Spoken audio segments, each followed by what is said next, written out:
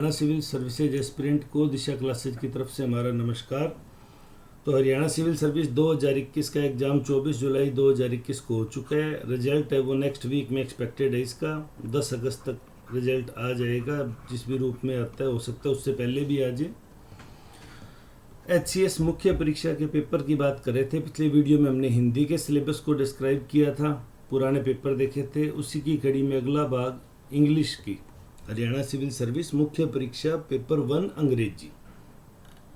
मैंने पिछले वीडियो में भी आपको बताया था कि वो बेसिकली क्या है कि पेपर 1 जो है वो इंग्लिश है और पेपर 2 जो है वो हिंदी है। अब इंग्लिश के सिलेबस की बात करते हैं। सबसे पहले हम the aim of the paper is to test the candidate ability to read and understand serious discursive prose and to express his ideas clearly and correctly in English.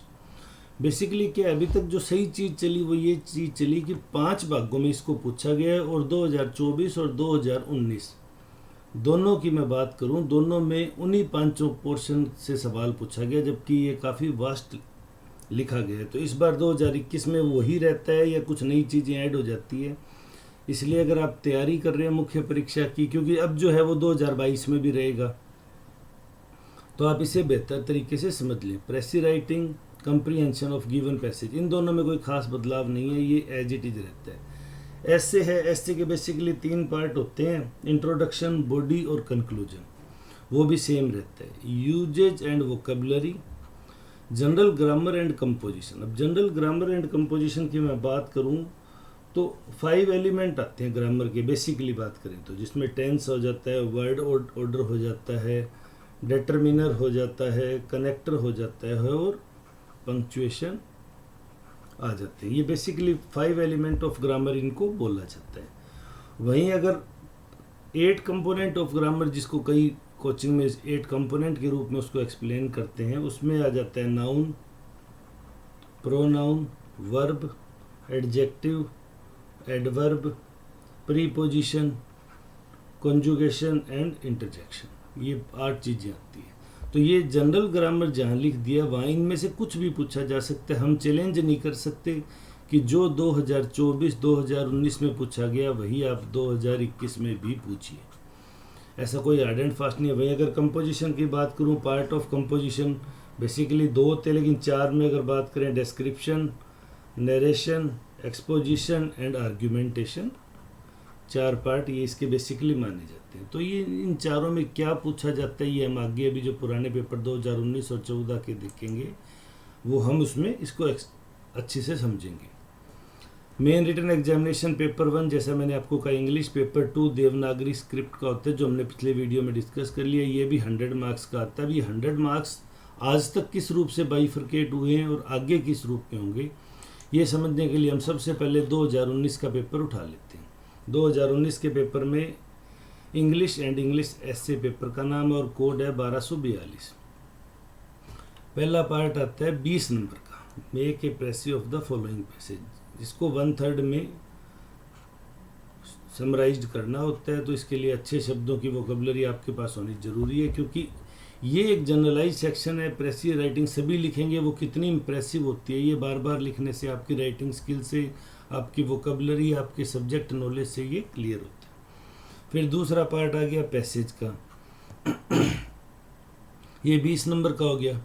तो 20 नंबर में आपको पैसेज दे दिए और उसके बाद सवाल दिए हैं कितने, 4। तो 4 सवाल के अंदर आपको 20 नंबर का मैटर पूछा गया, मतलब हर एक पोर्शन से आपको 5 नंबर का पूछ लिया गया। ऐसे देखिए, ऐसे के टॉपिक देखिए, थोड़े हिंदी की तरह आसान नहीं होते, थोड़े से एडवांस होते हैं। Beauty is truth, truth beauty, mob lynching, new education policy in India and triple तलाक, जो कंटेम्प्रेरी इश्यूज बने हुए थे, जो उस टाइम 19 में चल रहे थे, वो इन्होंने एसए की वर्डिंग में लिए। और 300 वर्ड्स यानी 30 लाइन, यानी 30 to 35 लाइन्स हैं जो एसए को कंप्लीट करना है, जिसमें एसए के तीनों पार्ट मैं कहूँगा, इंट्रोडक्शन, बॉडी और कंक्लूजन, तीनों पार्ट आपको उसके अंदर अच्छे से एक्सप्लेन करना है, सबको बराबर वेटेज देना है। अगर 30 लाइनों में से आप 3 से 4 लाइन इंट्रोडक्शन को देते हैं और 3 से 4 लाइनें आप कंक्लूजन को देते हैं, बाकी रिमेनिंग में बॉडी लिखते हैं उसकी।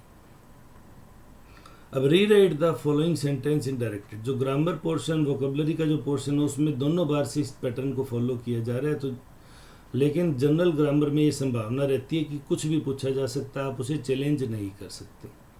शट द डोर, इसका वॉइस चेंज करना है। We ought to hurry, negative form लिखनी है। As soon as he came, replace as soon as with no sooner से रिप्लेस करना है। He is too weak to walk, तो इसमें टू रिप्लेस करना है। He said get out of my way, इसका नरेशन चेंज करना है। इंग्लिश में एक जो विशेष बात है, जो इसकी मजबूती है, वो इसकी कमजोरी भी है कि यहाँ हिंदी की तरह हाफ मार्क्स का कुछ भी नहीं है, यानी आधे अंक का आपको कुछ भी नहीं मिलेगा। 1 अंक का है, अगर आपका सही हुआ तो 1 ऑफ 1 है, 1 आउट ऑफ 1 हो जाएगा, और अगर है तो 0। ये आधे मार्क्स वाले में ये सुविधाएं होती है कि अगर आप अचीव कर लेते हैं तो आपको आधा मिलता है, लेकिन लॉस होने पर भी आधे नंबर का ही होता है। यहाँ पूरे 1 नंबर का ही लॉस होगा अगर आपका गलत हो जाता है। तो थोड़ा शार्पली है इसमें मार्किंग, तो थोड़ा ध्यान रखें। फिर 1 वर्ड सब्सटीट्यूशन, सेम चीज़ें, वही 5 1 वर्ड और 5 ही नंबर के आते हैं। ईडियम एंड फ्रेजेज में idiom into sentence and bring out there meaning. Sentence में यूजेज है वो कई बार ना टेंस की गलती या किसी भी रूप में थोड़ा गलत करवा देते हैं। बेसिकली ईडियम फ्रेजेज की बात करूं, मोटे मोटे 200 होते हैं, ये जो जनरली कंपटीशन एग्जाम में पूछे जाते हैं। बेसिकली अगर आप कहो तो एसएससी के एग्ज़ाम से जो निकल के आए हैं बाहर, या इसी तरह के एग्ज़ाम से आए हैं, और यही रिपीट होते हैं। ये 200 ईडियम एंड फ्रेजेज के हम आपको कंटेंट उपलब्ध करवा देंगे, उम्मीद रहता है। मैं पिछली बार 19 में तो हमारे पास इसी में से आगे थे सारे, लेकिन अब देखते हैं 21 में क्या रहता है, कितना पूछा जाता है। तो ये 200 की पीडीएफ भी आपको मिलेगी। उसके बाद 7वां सवाल, वो भी 5 नंबर का। 5 वर्ड दे दिए, 5 फिल इन द ब्लैंक्स दे दिया, 1 2 3 4 एंड 5, एक के अंदर ही 2 है, तो इन 5 को रीअरेंज करना था, इनको वहाँ सेट करना था, और 5 के 5 नंबर का है। और आखिरी में करेक्ट द फॉलोइंग सेंटेंसेज, जिनको करेक्ट करना है वो 10 नंबर का है। तो ये 10 हैं और 10 के 10 नंबर में पूछे हैं। यहाँ इंग्लिश में मैं फिर रिपीट कर दूँ, अगर आपका उत्तर सही तो 1 नंबर, और अगर आपका गलत तो 0 नंबर। हिंदी में क्या था, अगर सही तो आधा नंबर था, लेकिन गलत होने पर भी आधे का ही लॉस हो रहा था, बचे हुए आधे में आपके पास संभावना थी। तो जो बच्चे थ्रू आउट इंग्लिश मीडियम पढ़ते आए हैं, जो कॉन्वेंट के स्टूडेंट हैं, वो इस पेपर में थोड़ा कंफर्टेबल फील करते हैं। उनकी सेंटेंस मेकिंग थोड़ी प्रॉपर होती है, क्योंकि वो लंबी प्रक्रिया से गुजर के आते हैं। जो हिंदी मीडियम के हैं और जो इंग्लिश में नए नए हैं, जो इन्होंने कुछ एग्ज़ाम क्रैक किए हैं लेकिन अब वो इंग्लिश के साथ उनके मुकाबले कंफर्टेबल नहीं है, उनको इसमें थोड़ा सा दिक्कत होता है। इसी को हम 2014 के रेफरेंस में और देख लेते हैं। जो 2014 का था उसमें पेपर कोड 24 था। सबसे पहला प्रेसी राइटिंग थी, सूटेबल टाइटल भी देना था, यानी कि 1/3 में इसको समराइज करना है। ये आपके लिए एक सबसे बढ़िया तरीका हो सकता है कि आप डेली कहीं से भी कोई भी पैसेज उठा लीजिए और उसको प्रेस कीजिए, उसकी राइटिंग कीजिए, उसको लिखने की अभ्यास कीजिए, ताकि आपको ये एग्ज़ाम तक बिल्कुल स्मूथली हो जाए आपका। रीड द फॉलोइंग पैसेज, वही 20 नंबर का आपका पैसेज है, और वही 4 सवाल, हर एक सवाल 5 नंबर का। ऐसे के टॉपिक देखिए। फिल्म सेंसरशिप उस टाइम विवाद में चल रही थी, मोदी जी नए नए आए थे, उन्होंने वो फिल्म के जो बोर्ड के मेंबर थे वो चेंज किए, बड़ा विवाद चल रहा था। Pollution menace, morning shows the day, the child is father of a man, the man. तो ये चारों थे। ये चाइल्ड वाला तो बार बार पूछा जाता है, तो ये इस तरह के आए थे 2014 में। 19 में मैंने अभी आपको बताया कि किस तरह के पूछे गए। फिर उसके बाद बात करें suitable a single word for the group of word, तो 1 वर्ड सब्सटीट्यूशन जिसको बोलेंगे 5 आउट ऑफ 5। ये भी 1 वर्ड सब्सटीट्यूशन भी बेसिकली मैं आपसे बात करूं तो ये 200 से 250 है, और ये 200 से 250 जो है बस इन्हीं में से जनरली पूछा जाता है। हमने जो 200-250 का सेट तैयार किया था, अगर मैं ये 5 ढूंढूँ ये भी मिल जाएंगे, वो 5 ढूंढूँ तो वो भी मिल जाते। फिर एज डायरेक्टेड, जो डायरेक्ट किया गया उसको करें, इसको तो इनडायरेक्ट स्पीच में चेंज कीजिए। Put the verb in the bracket into correct tense, tense पूछ लिया। Put the verb in bracket into the correct form, form पूछ ली। Replace the underline clause by infinitive से रिप्लेस करना है। Add a suitable question tag, यानी इसको question format में चेंज करना है। तो 5 नंबर का ये वापस पूछ लिया। Make sentence with idiom and phrases given below so the bring out of their meaning, ये 5 ईडियम फ्रेजेज आगे क्रोकोडाइल टीयर जो सबसे जनरल है, जो पहला जो भी पढ़ना शुरू करता है उसको सबसे पहले यही मिलता है, ये हमारी, क्योंकि ये हिंदी में बोलचाल में भी इतना ही इस्तेमाल होता है जितना इंग्लिश में होता है। तो इस तरह की ये जनरली 200-250 के अंदर से ये आपके सारे रिपीट हो जाते हैं। 200-250 इडियम फ्रेजेज है, उम्मीद करते हैं उसमें से आ जाएगी। बाकी पीएससी के मन को तो कौन पढ़ सकता है। फिर उसके बाद करेक्ट द फॉलोइंग सेंटेंसेज, इसमें वो 8वें की जगह 7वें नंबर का सवाल पूछ लिया था और 10 पूछे गए और 10 के अंदर हर एक नंबर का रखा गया, वापस उसी पैटर्न को फॉलो किया गया। फिर हम बात करते fill in the balance with appropriate preposition. यहाँ प्री पोजिशन पूछे गए थे 5 नंबर के, और कितने पूछे गए थे, वो भी 5 पूछे गए। तो जो मेन बात है यहाँ मैं आपको कहना चाहता हूँ कि ये ऊपर के 3 कंपोनेंट हैं, ये 30, 20 और 30, लगभग ये 70 से 80 नंबर का तो ये 3 पोर्शन पूछते हैं जनरली। एचपीएससी अपने पैटर्न में जिस हिसाब से पेपर में चेंज कर रही है, डेफिनेटली मेंस में भी उसी अनुपात में आपको चेंज मिलेंगे। तो इसलिए आप हर चीज़ की तैयारी करके जाइए। पिछले पेपर के आधार पे अपना एक प्री एजम्पशन इतना स्ट्रॉन्ग मत कीजिए कि आप उसके बिहाफ पे कुछ भी नया ही ना पढ़ें। मैं आपको फिर कह रहा हूँ, जनरल ग्रामर और कंपोजिशन की जहाँ बात आती है, कंपोजिशन के 4 पार्ट हैं, description, narration, exposition and argumentation. कुछ भी पूछा जा सकता है, आप चैलेंज नहीं कर सकते।